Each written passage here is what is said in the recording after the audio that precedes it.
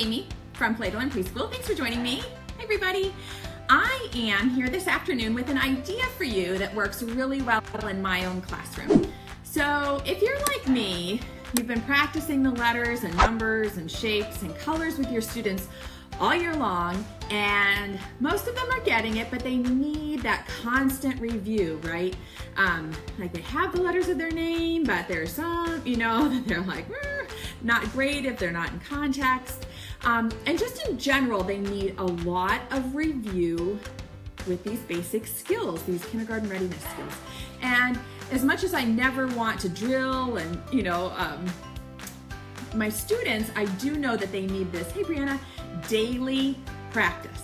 And so in my classroom, I try to make it as fun and as manageable in terms of like time as I can. So we always want, hey Brittany, to keep in mind about our students' attention spans, and also that they need to move and participate in order to learn, that they can't just sit and do like a worksheet or anything like that in order to learn. So one of my favorite ways to practice is with what I like to call these hide and find carpet games. In a lot of the units that I write and the units that I make for my own students, we have these carpet games. And I think it was you all on Facebook Live who were saying, could you just give us the carpet games, because we love those. And I thought it was a great idea. And so I've kind of gathered up like all of the ones that I've made for TPT, but then also all of the ones that I have in all of our theme buckets around the room, and put them together in this set of carpet games that we use to just give the students a quick 5 or 10 minute practice with letters, numbers, colors, shapes on a daily basis.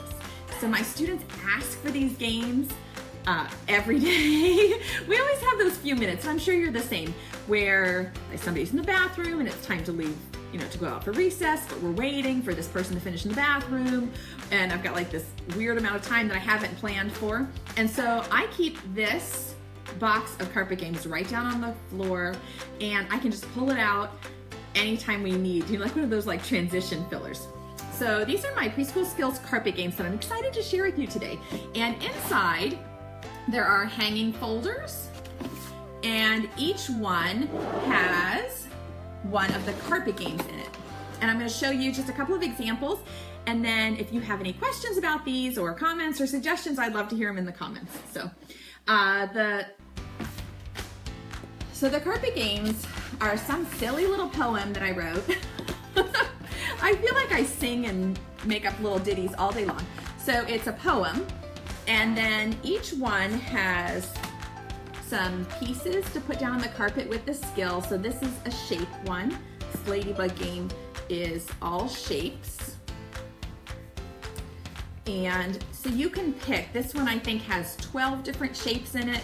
There's a heart, hexagon, rectangle, I'm gonna scooch this out so you can see, a star, pentagon, and you can pick whichever one is the right number for your students.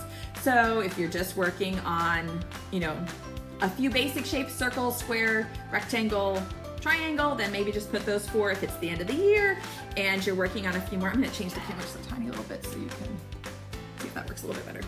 And so what we do is I place the pieces down on the carpet for my students and review with them the names of whatever it is, the shape, and then I recite this silly little poem, and this one goes like this. Ladybug, ladybug, where did she fly? Under a mushroom. Which one should we try? And so I have the students hide their eyes, and they're preschoolers, so they're like hiding like this. So I say, look down at your belly button, and they hide it, and I very quickly just place the piece, this one's a ladybug, under that mushroom. And then the students take turns guessing where the ladybug is. So we just go around really quickly. Little Johnny, what do you guess? And he says pentagon. Oh, it's not under the pentagon. Little Susie, what do you guess? Hexagon. No, not there. Little Billy, what do you guess? Star. Oh, you found the ladybug. And they're 4, right? So they're like, ah, that's fantastic. That's so much fun. Do it again, do it again. And so while they're playing this game, they're moving, they're thinking, they're participating, and they're also practicing their skills. So this one is just, like I said, a shape practice. I try to include a bunch of different skills So depending on what your class is learning about or what your students need, you can find something that will work for you. So that one is a shape game. There are some that are just numbers, which my students are really good with the numbers, my pre-K students, up to like 6. And then for whatever reason, they get 7, 8, 9 all mixed up, and we're still having some issues with 10, 11, and 12. So this game is called Spotty Puppy, and they're all the same. It's all the same version, you know, the same recipe, but with a different poem. So this one is Spotty Puppy, where can he be? Hiding in a fire truck. Let's look and see. And so then these are fire trucks with numbers on them, and it's a great way to practice. If your students are really good with numbers 1 through 5, maybe you just want to pull, you know, 6, 7, 8, or 7, 8, 9, or whatever it is that they need to practice. And of course, with older kids, you can put more pieces down. Like I might spread out all 10 fire trucks. And with the younger kids, you might want to keep it to just a few. You know, so I'll spread them all out on the carpet, and then we'll say the poem, Spotty Puppy, where can he be? Hiding in a fire truck. Let's look and see. Hide your eyes, and they're all hiding their eyes. And look at your belly buttons, or look down at the carpet. I hide the piece, and then we just go around, and they can take turns guessing. I think he's in fire truck number 5. No, I think he's in fire truck number 8. There's the Spotty Puppy. And the kids are like, ah, they think it's so funny. We've played these games. I have different versions of them. Like I said, there's a gingerbread one, there's a Halloween one that we've been playing. I have a, I don't know, a little, you know, the wiggly worm. I think that's actually one of the very first Facebook videos that I shared with you guys, was the wiggly worm.